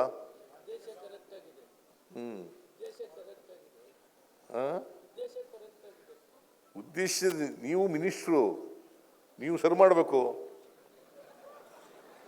ಅವ್ರಿಗೆ ತೋರಿಸಿದ್ರೆ ಹೆಂಗೆ? ನೀವೇ ಅದು ಬೇರೆ. ಮಂತ್ರಿಮಂಡಲ ಅಂತಂದರೆ ಜಾಯಿಂಟ್ ರೆಸ್ಪಾನ್ಸಿಬಿಲಿಟಿ. ಗೊತ್ತಾಯ್ತಾ? ನಾವು ಇನ್ನೊಬ್ರು ನಾವು ತೋರಿಸೋದು, ಇನ್ನೊಬ್ರು ತೋರಿಸೋದು, ಆಮೇಲೆ ಹಿಂಗೆ ಯಾರು ಮಾಡೋಂಗಿಲ್ಲ, ಹಂಗೆ ಬಿಟ್ಬಿಡೋದು. ಅಂಬೇಡ್ಕರ್ ಹಂಗೆ ಮಾಡಿದ್ರ?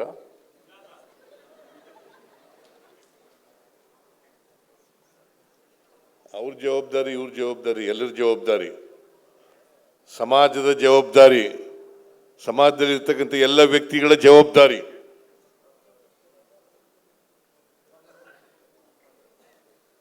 ಬರೀ ಸರ್ಕಾರದ ಜವಾಬ್ದಾರಿ ಅಲ್ಲ. ಈಗ ನಾವು ಕಾರ್ಯಕ್ರಮ ಮಾಡ್ತೀವಿ, ಅದು ಸರಿಯಾದ ರೀತಿಯಲ್ಲಿ ಇಂಪ್ಲಿಮೆಂಟ್ ಆಗಬೇಕಲ್ಲ. ಆ ಇಂಪ್ಲಿಮೆಂಟ್ ಆಗೋದನ್ನು ನೋಡ್ಕೊಳ್ಳೋರು ಯಾರು? ಮಂತ್ರಿಮಂಡಲ, MLAಗಳು ಮತ್ತು ಜನ, ಅಧಿಕಾರಿಗಳು.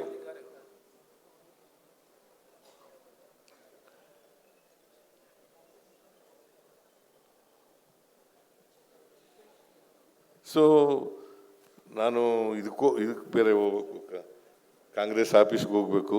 ಅಲ್ಲಿ ಕೂಡ ಸಂವಿಧಾನ ಕೂತ್ಕೊಳ್ಳಿ, ಮಧ್ಯೆ ಹೇಳಕ್ಕೆ ಹೋಗ್ಬಿಡಿ, ಕೂತ್ಕೊಳ್ಳಿ. ಎಲ್ಲೆಲ್ಲ ಹೊರಟೋಗ್ಬಿಡ್ತದೆ ಚರ್ಚೆ. ಆಮೇಲೆ ನೀವು ಎಲ್ಲ ಕೂತ್ಕೊಳ್ಳಿ please sit down. No it is not a constituent assembly. Please sit down.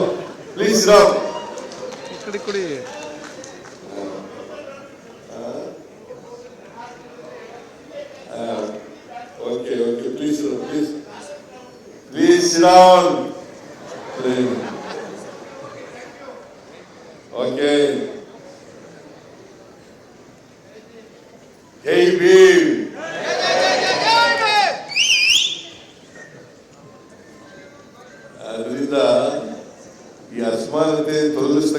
ಕೆಲಸವನ್ನ ಎಲ್ಲರೂ ಮಾಡಬೇಕು. ಮತ್ತೆ ಪ್ರತಿಯೊಬ್ಬ ವ್ಯಕ್ತಿಯೂ ಕೂಡ ನಾವು ಮಾಡದಂತ ಕಾರ್ಯಕ್ರಮಗಳು ದುರುಪಯೋಗದಾಗದಂತೆ ನೋಡ್ಕೋಬೇಕು ಅಲ್ವಾ. ಗೃಹ ಜ್ಯೋತಿ ಮಾಡಿದ್ದೀವಿ, ಯಾಕಂತಂದ್ರೆ ಆ ದುಡ್ಡೆಲ್ಲ ಉಳ್ಕೋಬೇಕಲ್ಲ.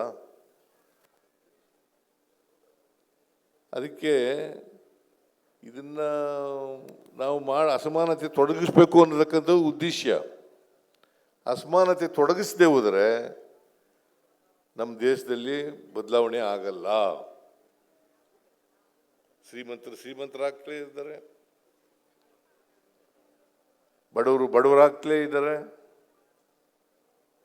ಮತ್ತೆ ಹೋಗ್ಲಾಡ್ಸೋರು ಯಾರು?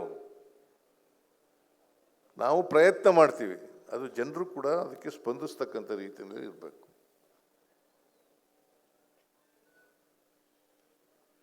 ಅದರಿಂದ ಇವತ್ತು ಕಾನ್ಸ್ಟಿಟ್ಯೂಷನ್ ಡೇ, ಅದನ್ನು ಇವತ್ತು ನಾವು ಮತ್ತೆ ಆತ್ಮಾವಲೋಕನ ಮಾಡ್ಕೋಬೇಕು. ನಾವು ಎಷ್ಟರ ಮಟ್ಟಿಗೆ ಸಮಾಜಮುಖಿಗಳಾಗಿದ್ದೀವಿ,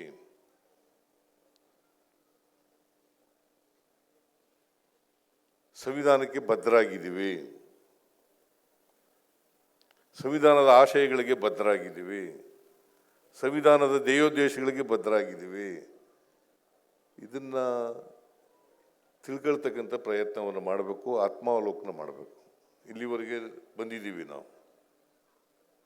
ನಾನು ಸಮಾಜಮುಖಿಯಾಗಿದ್ದೀನಾ ಇಲ್ವಾ ಅಂತ ನೋಡ್ಕೋಬೇಕಾಗುತ್ತೆ.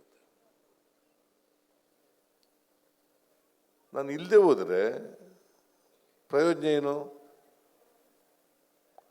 ನಾನು ಸಮಾಜದ ಸಮಸ್ಯೆಗಳಿದಾವಲ್ಲ ಅದಕ್ಕೆ ಸ್ಪಂದಿಸ್ತೀನ ಇಲ್ವಾ?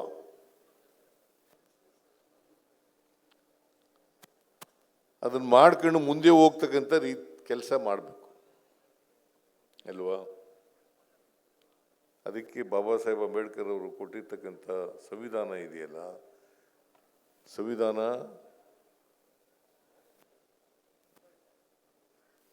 ಅಕ್ಷರಶಃ ಜಾರಿಯಾಗ್ತಕ್ಕಂಥದ್ದು ಕೆಲಸವನ್ನು ಮಾಡ್ತಕ್ಕಂಥ ಪ್ರಯತ್ನವನ್ನು ಮಾಡಬೇಕು. ಅದನ್ನು ಮಾಡಿದ್ರೆ ಸಮಾಜ ನಿರ್ಮಾಣ ಆಗಲಿಕ್ಕೆ ಸಾಧ್ಯ ಆಗ್ತದೆ, ಸಮಾನ ಅವಕಾಶಗಳು ಸಿಗಲಿಕ್ಕೆ ಸಾಧ್ಯ ಆಗ್ತದೆ. ಅದಕ್ಕೆ ಬಾಬಾ ಸಾಹೇಬ್ ಅಂಬೇಡ್ಕರ್ ಅವರು ಎಲ್ರಿಗೂ ನ್ಯಾಯ, ಎಲ್ರಿಗೂ ಸಮಾನತೆ, ಎಲ್ರಿಗೂ ಸಮಾನ ಅವಕಾಶ, ಜಾತ್ಯತೀತ ಸಮಾಜ ನಿರ್ಮಾಣ ಆಗಬೇಕು ಅಂತ ಕನಸು ಕಂಡಿದ್ದರು. ಆ ಕನಸನ್ನು ನನಸು ಮಾಡ್ತಕ್ಕಂಥ ಪ್ರಯತ್ನವನ್ನು ನಾವು ನೀವೆಲ್ಲ ಮಾಡಲಿಕ್ಕೆ ಪ್ರಯತ್ನ ಮಾಡೋಣ ಅಂತಕ್ಕಂಥ ಮಾತುಗಳನ್ನು ಹೇಳಿ ನಾನು ಇನ್ನೊಂದು ಕಾರ್ಯಕ್ರಮಕ್ಕೆ ಹೋಗ್ಬೇಕಾಗಿರೋದ್ರಿಂದ ಭಾಳ ಉದ್ದನೇ ಭಾಷಣ ಮಾಡೋಕ್ಕೆ ಹೋಗಲ್ಲ.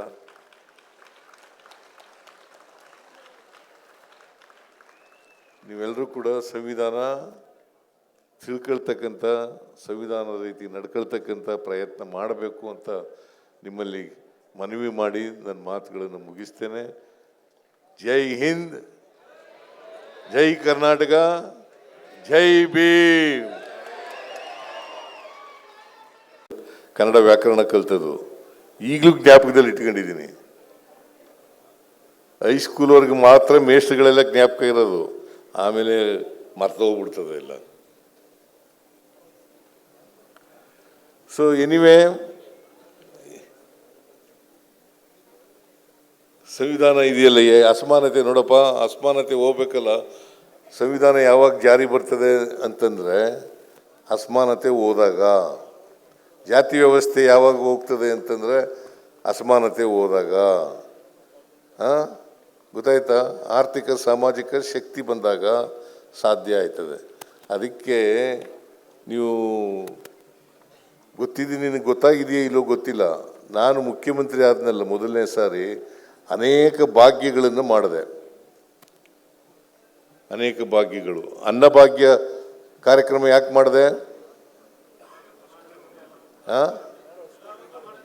ಯಾಕಂತಂದರೆ ನನಗೆ ಅನುಭವ. ನಮ್ಮ ಊರಿನಲ್ಲಿ ಒಂದು 20% ಜನರಿಗೆ ನೀರು ಕೂತ್ಕೋ ನೀರಾವರಿ ಪ್ರದೇಶ ಇತ್ತು. ಇನ್ನು 80 ಜನಕ್ಕೆ ಕುಷ್ಕಿ ಜಮೀನಿರೋದು. ನಾನು ಸಣ್ಣ ಹುಡುಗ ಇದ್ದಾಗ ಯಾರ ಮನೇಲಿ ಅನ್ನ ಮಾಡ್ತಾರೆ, ಅನ್ನ ಮಾಡದಿದ್ದವ್ರ ಮನೆಯಲ್ಲಿ ಅನ್ನ ಮಾಡೋರ ಮನೆಗೆ ಹೋಗಿ ನಿಂತ್ಕೊಳ್ಳೋರು. ಒಂದು ತುತ್ತು ಅವ್ರ ಮಗುವಿಗೆ ಜ್ವರ ಬಂದರೆ, ಬೇದಿ ಆದರೆ ಅಥವಾ ನೆಗಡಿ ಆದರೆ, ಈ ಥರ ಒಂದು ತುತ್ತು ಅನ್ನಕ್ಕೋಸ್ಕರ ನಿಂತ್ಕೊಳ್ಳೋರು. ಪಾಪ ಅವರು ಗೊಣಿಕಂದು ಕೊಡೋರು. ಯಾರು ಕೂಡ ಇನ್ನೊಬ್ಬರ ಮನೆ ಮುಂದೆ ಹೋಗಿ ನಿಂತ್ಕೋಬಾರ್ದು. ಒಂದು ತುತ್ತು ಅನ್ನಕ್ಕೋಸ್ಕರ ಇನ್ನೊಬ್ಬರ ಮನೆ ಮುಂದೆ ಹೋಗಿ ನಿಂತ್ಕೋಬಾರ್ದು, ಮರಳೊಡ್ಡಬಾರ್ದು. ಅದಕ್ಕೆ ಅನ್ನಭಾಗ್ಯ ಮಾಡಿದ್ರು. ನಾನು ಹೈಸ್ಕೂಲ್ ಸೆಕೆಂಡ್ ಇಯರ್ವರೆಗೆ ಚಪ್ಪಲಿ ಹಾಕೊಂಡಿರಲಿಲ್ಲ. ಹೈಸ್ಕೂಲ್ ಸೆಕೆಂಡ್ ಇಯರ್ಗೆ ಒಂದು ಜೊತೆ ಚಪ್ಪಲಿ ಹೊಲಿಸ್ಕೊಂಡೆ, 5 ರೂಪಾಯಿ ಕೊಟ್ಟು, ಇರ್ವಿನ್ ರೋಡ್ನಲ್ಲಿ, ಮೈಸೂರಿನಲ್ಲಿ. ಆ ಚಪ್ಪಲಿ ನನಗೆ SSLC ಮುಗಿಯೋವರೆಗೂ ಕೂಡ ಅದೇ ಚಪ್ಪಲಿ ಇದ್ದದು.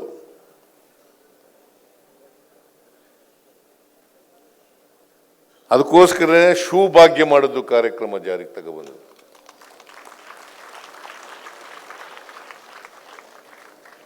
ಎಲ್ಲರೂ ಶೂ ಹಾಕಬೇಕು.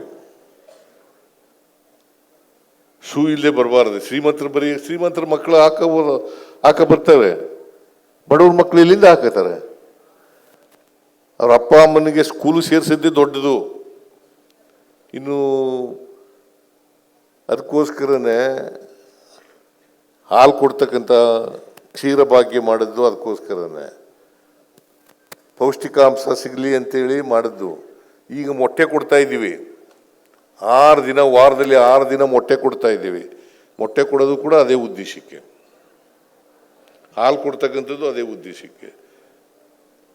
ಕ್ಷೀರಧಾರೆ ಮಾಡಿದ್ದು ರೈತರಿಗೆ ಅನುಕೂಲ ಆಗಲಿ ಅಂತ ಮಾಡಿದ್ದು.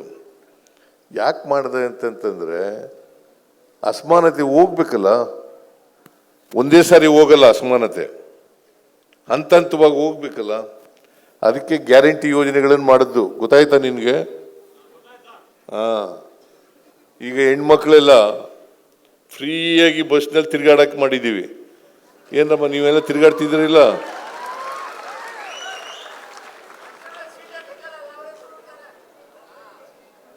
ಹೆಣ್ಮಕ್ಳೆಲ್ಲ ಫ್ರೀಯಾಗಿ ತಿರುಗಾಡೋದು. ಸುಮಾರು 600 ಕೋಟಿ ಮಹಿಳೆಯರು ಫ್ರೀಯಾಗಿ ತಿರುಗಾಡಿದ್ದಾರೆ.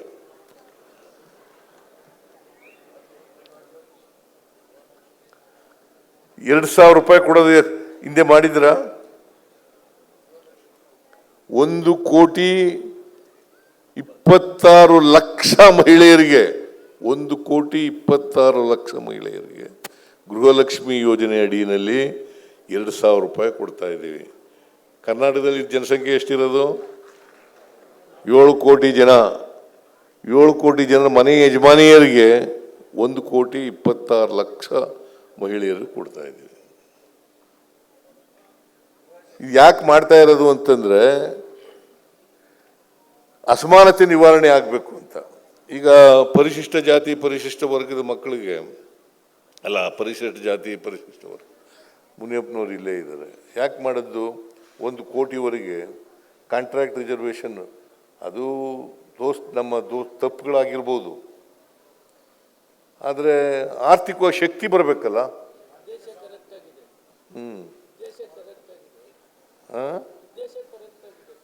ಉದ್ದೇಶ ನೀವು ಮಿನಿಸ್ಟ್ರು, ನೀವು ಸರಿ ಮಾಡಬೇಕು. ಅವ್ರಿಗೆ ತೋರಿಸಿದ್ರೆ ಹೆಂಗೆ? ನೀವೇ ಅದು ಬೇರೆ. ಮಂತ್ರಿಮಂಡಲ ಅಂತಂದರೆ ಜಾಯಿಂಟ್ ರೆಸ್ಪಾನ್ಸಿಬಿಲಿಟಿ. ಗೊತ್ತಾಯ್ತಾ? ನಾವು ಇನ್ನೊಬ್ರು ನಾವು ತೋರಿಸೋದು, ಇನ್ನೊಬ್ರು ತೋರಿಸೋದು, ಆಮೇಲೆ ಹಿಂಗೆ ಯಾರು ಮಾಡೋಂಗಿಲ್ಲ, ಹಂಗೆ ಬಿಟ್ಬಿಡೋದು. ಅಂಬೇಡ್ಕರ್ ಹಂಗೆ ಮಾಡಿದ್ರ?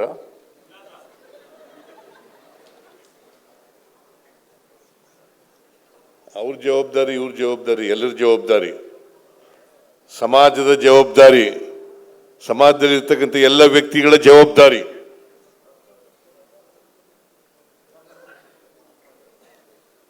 ಬರೀ ಸರ್ಕಾರದ ಜವಾಬ್ದಾರಿ ಅಲ್ಲ. ಈಗ ನಾವು ಕಾರ್ಯಕ್ರಮ ಮಾಡ್ತೀವಿ, ಅದು ಸರಿಯಾದ ರೀತಿಯಲ್ಲಿ ಇಂಪ್ಲಿಮೆಂಟ್ ಆಗಬೇಕಲ್ಲ. ಆ ಇಂಪ್ಲಿಮೆಂಟ್ ಆಗೋದನ್ನು ನೋಡ್ಕೊಳ್ಳೋರು ಯಾರು? ಮಂತ್ರಿಮಂಡಲ, MLAಗಳು ಮತ್ತು ಜನ, ಅಧಿಕಾರಿಗಳು.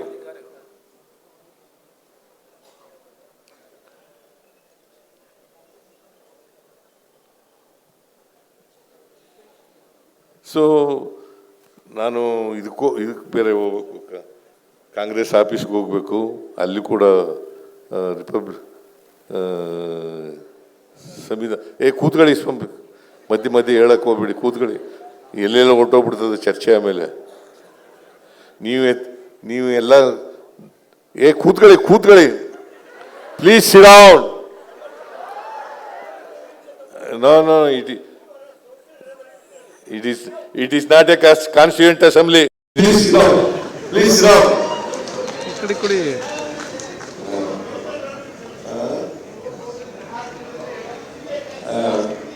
Okay, please sit down. Okay.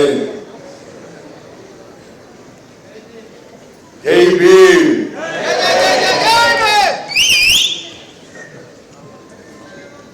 ಅದರಿಂದ ಈ ಅಸಮಾನತೆ ತೊಲಗಿಸ್ತಕ್ಕಂಥ ಕೆಲಸವನ್ನ ಎಲ್ಲರೂ ಮಾಡಬೇಕು. ಮತ್ತೆ ಪ್ರತಿಯೊಬ್ಬ ವ್ಯಕ್ತಿಯೂ ಕೂಡ ನಾವು ಮಾಡದಂತ ಕಾರ್ಯಕ್ರಮಗಳು ದುರುಪಯೋಗದಾಗದಂತೆ ನೋಡ್ಕೋಬೇಕು ಅಲ್ವಾ? ಗೃಹ ಜ್ಯೋತಿ ಮಾಡಿದ್ದೀವಿ, ಯಾಕಂತಂದ್ರೆ ಆ ದುಡ್ಡೆಲ್ಲ ಉಳ್ಕೋಬೇಕಲ್ಲ. ಅದಕ್ಕೆ ಇದನ್ನ ನಾವು ಅಸಮಾನತೆ ತೊಡಗಿಸ್ಬೇಕು ಅನ್ನತಕ್ಕಂಥ ಉದ್ದೇಶ. ಅಸಮಾನತೆ ತೊಡಗಿಸದೆ ಹೋದರೆ ನಮ್ಮ ದೇಶದಲ್ಲಿ ಬದಲಾವಣೆ ಆಗಲ್ಲ. ಶ್ರೀಮಂತರಾಗ್ತಲೇ ಇದ್ದಾರೆ, ಬಡವರಾಗ್ತಲೇ ಇದ್ದಾರೆ. ಮತ್ತೆ ಹೋಗ್ಲಾಡ್ಸೋರು ಯಾರು? ನಾವು ಪ್ರಯತ್ನ ಮಾಡ್ತೀವಿ, ಅದು ಜನರು ಕೂಡ ಅದಕ್ಕೆ ಸ್ಪಂದಿಸ್ತಕ್ಕಂಥ ರೀತಿಯಲ್ಲಿ ಇರಬೇಕು.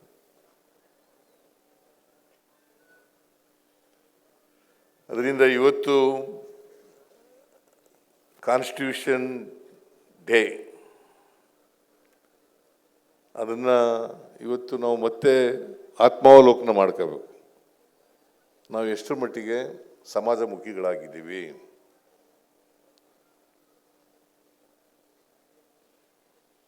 ಸಂವಿಧಾನಕ್ಕೆ ಬದ್ಧರಾಗಿದ್ದೀವಿ, ಸಂವಿಧಾನದ ಆಶಯಗಳಿಗೆ ಬದ್ಧರಾಗಿದ್ದೀವಿ, ಸಂವಿಧಾನದ ಧ್ಯೇಯೋದ್ದೇಶಗಳಿಗೆ ಬದ್ಧರಾಗಿದ್ದೀವಿ. ಇದನ್ನ ತಿಳ್ಕೊಳ್ತಕ್ಕಂಥ ಪ್ರಯತ್ನವನ್ನು ಮಾಡಬೇಕು, ಆತ್ಮಾವಲೋಕನ ಮಾಡಬೇಕು. ಇಲ್ಲಿವರೆಗೆ ಬಂದಿದ್ದೀವಿ ನಾವು. ನಾನು ಸಮಾಜಮುಖಿಯಾಗಿದ್ದೀನಾ ಇಲ್ವಾ ಅಂತ ನೋಡ್ಕೋಬೇಕಾಗುತ್ತೆ. ನಾನು ಇಲ್ಲದೆ ಹೋದರೆ ಪ್ರಯೋಜನ ಏನು? ನಾನು ಸಮಾಜದ ಸಮಸ್ಯೆಗಳಿದಾವಲ್ಲ ಅದಕ್ಕೆ ಸ್ಪಂದಿಸ್ತೀನ ಇಲ್ವಾ?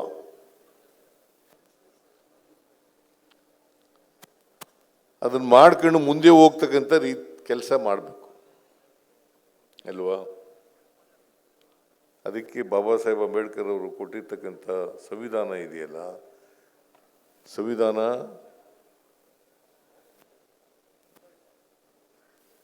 ಅಕ್ಷರಶಃ ಜಾರಿಯಾಗ್ತಕ್ಕಂಥದ್ದು ಕೆಲಸವನ್ನು ಮಾಡ್ತಕ್ಕಂಥ ಪ್ರಯತ್ನವನ್ನು ಮಾಡಬೇಕು.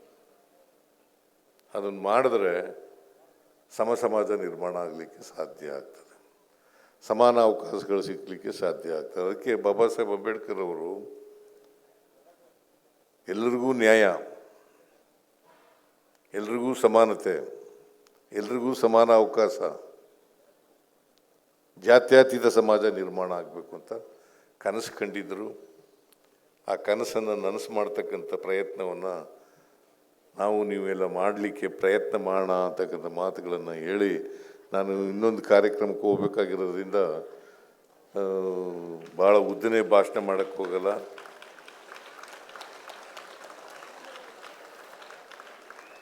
ನೀವೆಲ್ಲರೂ ಕೂಡ ಸಂವಿಧಾನ ತಿಳ್ಕೊಳ್ತಕ್ಕಂಥ ಸಂವಿಧಾನದ ರೀತಿ ನಡ್ಕೊಳ್ತಕ್ಕಂಥ ಪ್ರಯತ್ನ ಮಾಡಬೇಕು ಅಂತ ನಿಮ್ಮಲ್ಲಿ ಮನವಿ ಮಾಡಿ ನನ್ನ ಮಾತುಗಳನ್ನು ಮುಗಿಸ್ತೇನೆ. ಜೈ ಹಿಂದ್, ಜೈ ಕರ್ನಾಟಕ, ಜೈ ಭೀಮ್.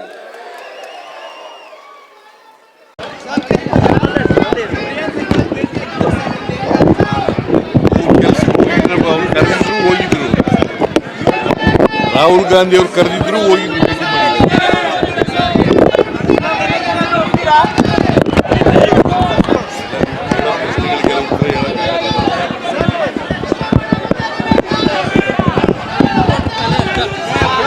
ಮೂಡಲ ಧ್ವನಿ ಹವಳ ಪಬ್ಲಿಕ್ ಪವರ್ ಕನ್ನಡ ಯೂಟ್ಯೂಬ್ ಚಾನಲ್ಗೆ ಒಮ್ಮೆ ಸಬ್ಸ್ಕ್ರೈಬ್ ಮಾಡಿ, ಬೆಲ್ ಐಕಾನ್ ಪ್ರೆಸ್ ಮಾಡಿ ಹೊಸ ವಿಡಿಯೋಗಳನ್ನ ನೋಡ್ತಾ